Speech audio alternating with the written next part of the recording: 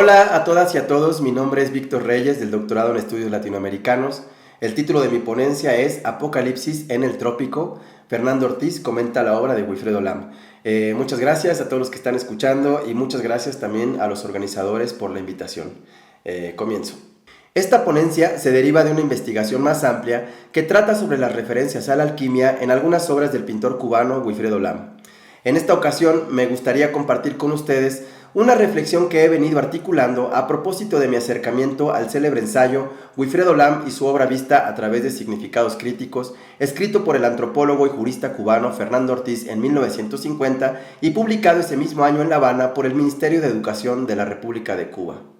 Se podría decir que la relevancia histórica de este documento tiene que ver con dos hechos fundamentales. Número uno, que se trata de la primera monografía escrita en español sobre la obra de Lam publicada en América Latina, en una época en la que el pintor todavía no participaba del canon artístico nacional cubano y en la que tampoco figuraba aún como decano del llamado arte latinoamericano.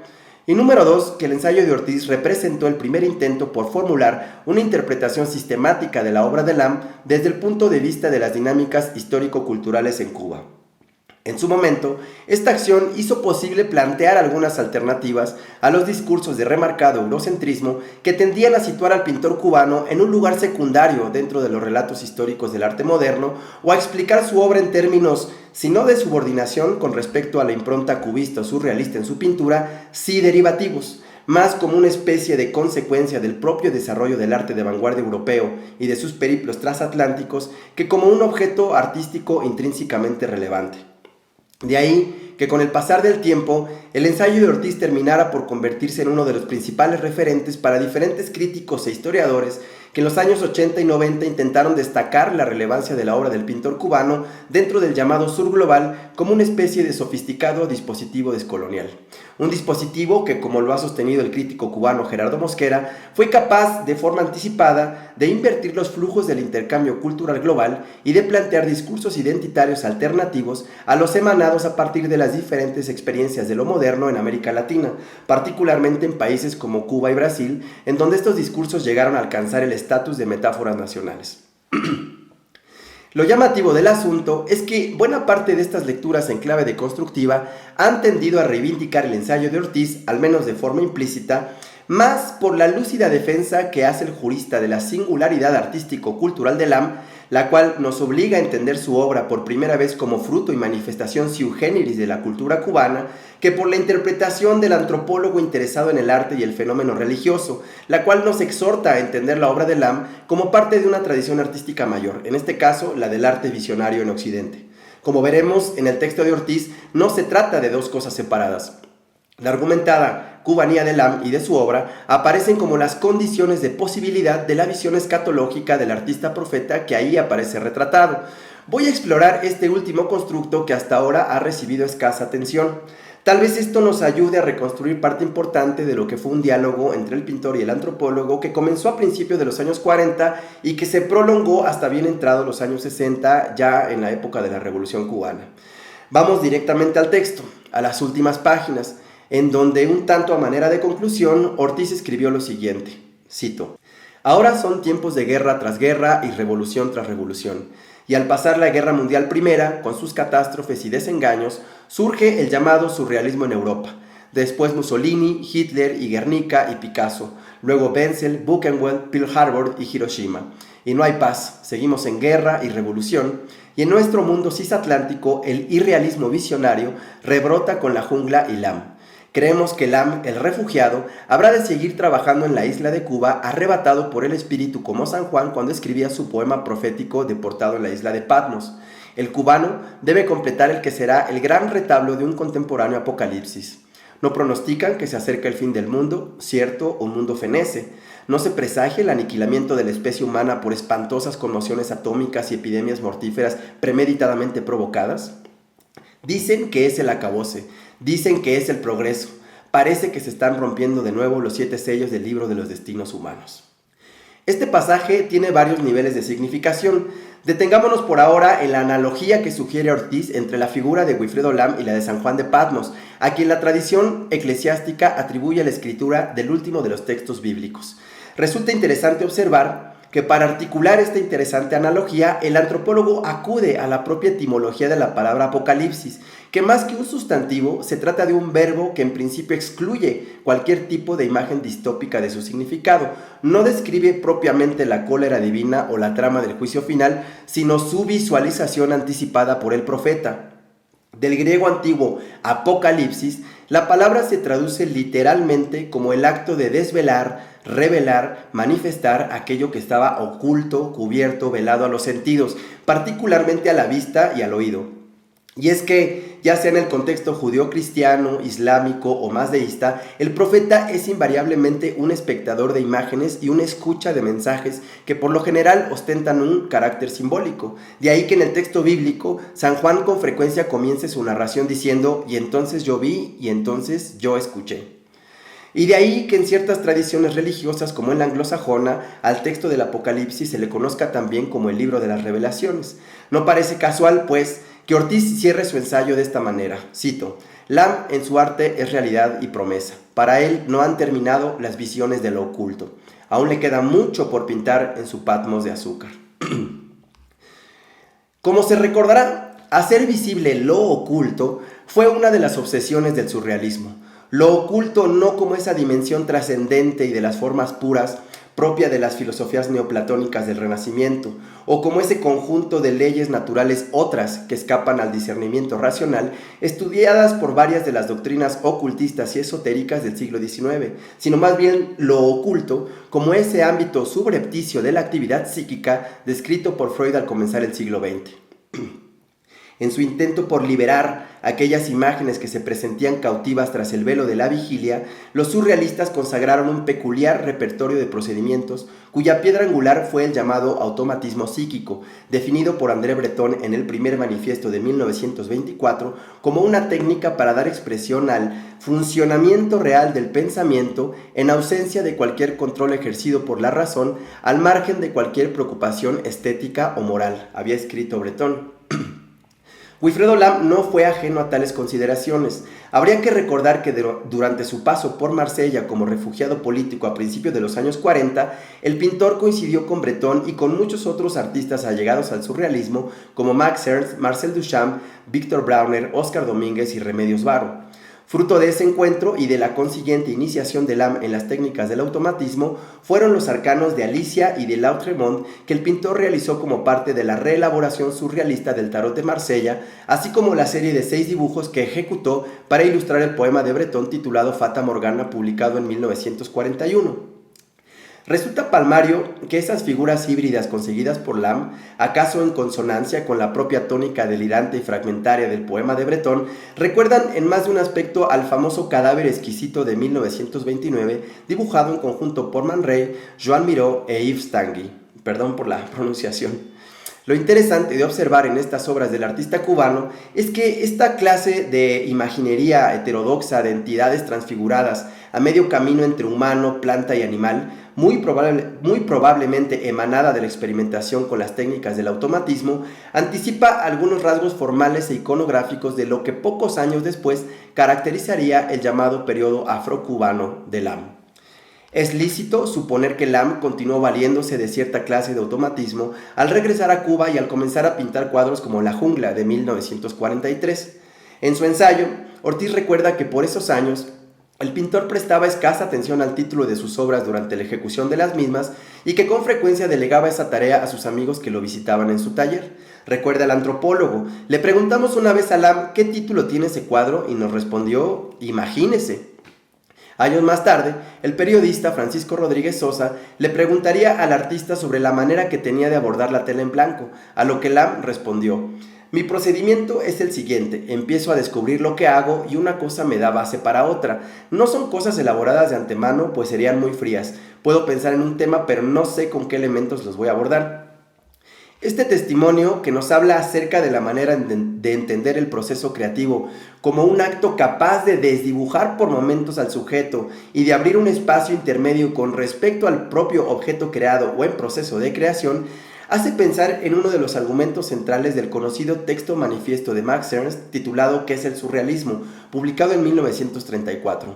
Ahí, Ernst sostenía que uno de los actos más revolucionarios y subversivos del surrealismo había sido precisamente el de desmitificar la figura del genio creador cara a la historia del arte occidental, demostrando por medios objetivos y bajo la forma más corrosiva posible el papel pasivo que ostenta el artista en el proceso de la creación poética, que más que ejecutar, decía Ernst, asiste como espectador al nacimiento de una obra.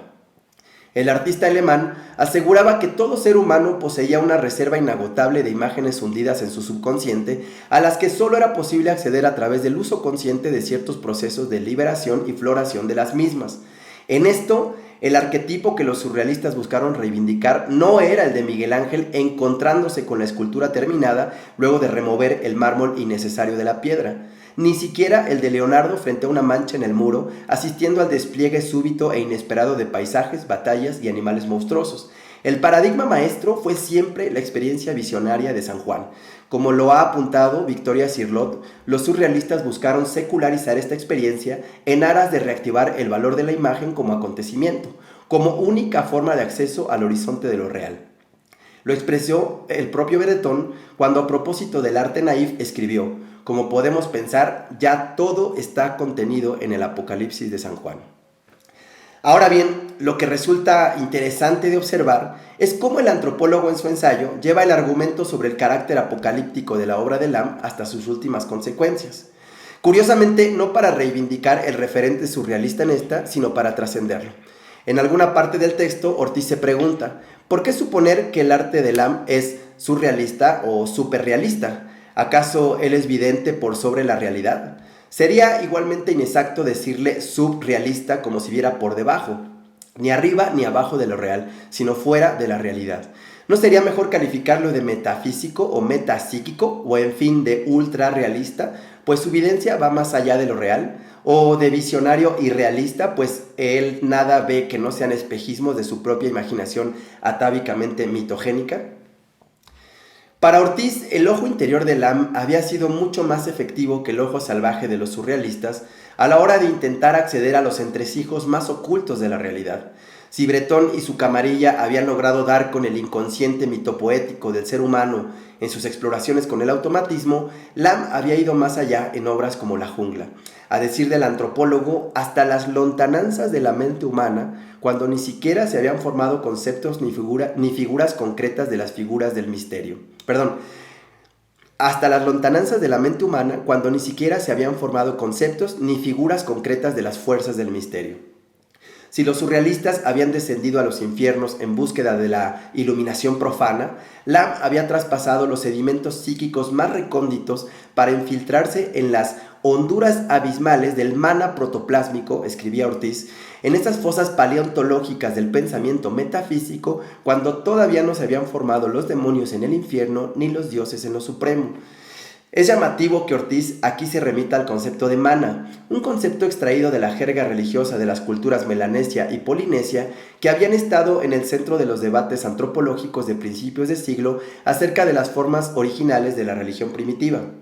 En su esbozo de una teoría general de la magia de 1902, Marcel Mauss, de quien Ortiz era un ávido lector, lo había definido como un complejo vocablo, a la vez sustantivo, adjetivo y verbo, que era capaz de recoger el poder y enigma de lo mágico entre los primitivos. Decía Mauss, la expresión de esa existencia oculta de la que nuestras ideas de suerte y quinta esencia son una pálida supervivencia. Algunas décadas más tarde, en su clásico estudio sobre la magia, Malinowski, de quien Ortiz también era un ávido lector, definiría el mana como una idea casi universal que describía la fuerza mágica impersonal sobre la que se edificaban todas las religiones preanimistas. Ortiz retoma ambas conceptualizaciones en su ensayo cuando se refiere al mana como un concepto anterior a toda teología y cuando, en consecuencia, sitúa los elementos religiosos en la obra de Lam en la fase preteísta de la ontología del misterio. En esto, sin embargo, como lo ha visto Roberto Goizueta, la principal referencia de Ortiz parece estar en las ideas acerca de lo sagrado del teólogo alemán Rudolf Otto, desarrolladas en su célebre libro Lo sagrado, lo racional y lo irracional en la idea de Dios de 1917. Ahí, Otto había concebido el neologismo de lo luminoso para referirse a la experiencia primordial de lo sagrado. a la que consideraba fondo y médula de todas las religiones. Esa experiencia, según el teólogo, ostentaba un carácter irracional que al ser paulatinamente racionalizado devenía primero en religión, luego en teología, después en metafísica y más tarde en filosofía. De ahí que lo luminoso se ha definido parcialmente como lo sagrado menos su aspecto moral y racional. Al ser una experiencia particularísima, agregaba el teólogo, solo podía conocerse a través de los reflejos sentimentales que suscita en el ánimo. Reflejos que van de lo irracional a lo racional, de la devoción absorta y el terror ante el misterio primigenio hasta la fascinación y el sentimiento de dependencia del mismo propio de las primeras religiones teístas. Como hemos visto, Ortiz posiciona la pintura de Lam en el punto cero de esta escala, donde lo luminoso es lo que es, puro misterio numénico, solo mana, dice Ortiz, solo un no sé qué. La jungla es apocalíptica precisamente por esto, no porque en ella se advierta una escatología de plagas fulminantes y de bestias anticrísticas, sino porque logra evocar el contacto primigenio del ser humano con el numen. Ahí está el mirum original, lo absolutamente heterogéneo, dice el teólogo alemán, lo totalmente otro, lo oculto de lo oculto. Ahora bien, resulta muy interesante observar la interpretación de Ortiz desde otra perspectiva. Como mucha de la literatura producida en la posguerra, el texto del antropólogo hace eco de los imaginarios colectivos de la época con motivo del descubrimiento de la fisión nuclear y de la posterior invención y uso de la bomba atómica. El historiador de la ciencia Spencer Weir, quien ha estudiado en profundidad la emergencia y transformación de estos imaginarios asociados al terror nuclear, señala que en los años inmediatos a la Segunda Guerra, la energía nuclear se convirtió en el símbolo más socorrido no solo para referirse a los peligros de la guerra moderna y a la posibilidad de la destrucción universal, sino también para cuestionar la inmersión de la ciencia en ámbitos antes asociados a lo sagrado. Apunta el historiador que el descubrimiento de la fisión nuclear reavivó en la sociedad occidental la desconfianza arcaica hacia todos aquellos hombres que husmean impunemente en los secretos de la naturaleza. A las viejas imágenes del Dr. Fausto cocinando homúnculos en el atanor alquímico y del Dr. Frankenstein creando monstruos de laboratorio, se superpuso la de Robert Oppenheimer frente a la explosión de la primera bomba atómica en Nuevo México, susurrando para sus adentros las palabras del Bhagavad Gita. Ahora me he convertido en la muerte, en el destructor de mundos. El fin del mundo, dice Spencer Weir, por primera vez dejaba de pertenecerle a los dioses encolerizados de la antigüedad y pasaba a depender del capricho de un grupo o de una sola persona, tan fácil como apretar un botón. El ensayo de Ortiz definitivamente dialoga con este hecho. A la figura del científico loco gobernado por el deseo de conocimiento, el antropólogo opone la figura del artista vidente que en el recogimiento y no en la obsesiva búsqueda se encuentra con el misterio revelado, una imagen que el propio Lam ratificaría años después al declarar en una entrevista que las extrañas figuras que pintaba las había descubierto de manera espontánea. Decía Lam, ellas vienen a mí como parte de una memoria ancestral. Reza el viejo refrán bíblico que nadie es profeta en su propia tierra. Pero Fernando Ortiz fue una interesante excepción. Y es que 12 años después de que publicara su ensayo sobre Lam, la Cuba revolucionaria se vería en medio de una confrontación nuclear entre los Estados Unidos y la Unión Soviética que haría escuchar como nunca las trompetas del juicio final. Entonces, Lam pintó El Tercer Mundo de 1965, su homenaje plástico a la Revolución Cubana, como él le gustaba llamarle. ¿Acaso la secuela apocalíptica de La Jungla que el antropólogo había entrevisto sobrevenir en su ensayo cuando imaginó al pintor trabajando en Cuba arrebatado por el espíritu como San Juan en su Patmos de azúcar? Si La Jungla se refiere a lo luminoso revelado en su estado primordial, al principio del tiempo, El Tercer Mundo se refiere a los tiempos equinocciales, al mana que ha transmutado en la deidad colérica de las religiones semíticas y que así, llegado el siglo XX y la Guerra Fría, culmina en la distopía tecnológica y en la destrucción del mundo. La figura clemente que cae de bruces al centro de la escena siempre me ha recordado al personaje de Sebastián en la novela Memorias del Subdesarrollo del escritor cubano Edmundo Desnues, publicada en el mismo año de 1965 en que fue pintado El Tercer Mundo. Hacia el final de la novela, en plena crisis de los misiles, el protagonista experimenta una crisis de pánico ante la posibilidad de la guerra nuclear y a manera de monólogo dice, cito, «Ya somos un país moderno, Tenemos armas del siglo XX, bombas atómicas, cohetes, ya no somos una colonia insignificante, ya entramos en la historia, tenemos las mismas armas que tienen los rusos y los americanos. Y si ahora mismo empezara el bombardeo, todo se fuera pa'l carajo.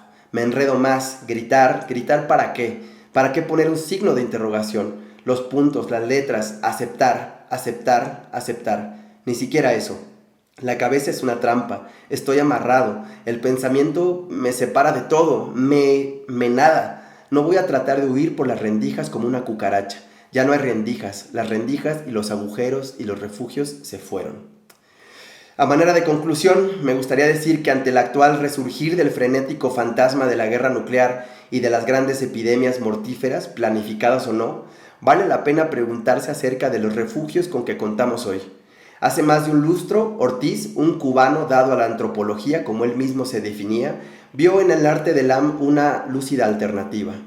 Ver más allá de lo visible, no para fundar nuevas doctrinas alienantes o erigir nuevas instituciones de control, sino para intentar reexperimentar el gran misterio de la existencia. Tal vez ahí, pienso, el ser humano pueda restituir algo de la unidad perdida en medio de tanta separación. Muchas gracias.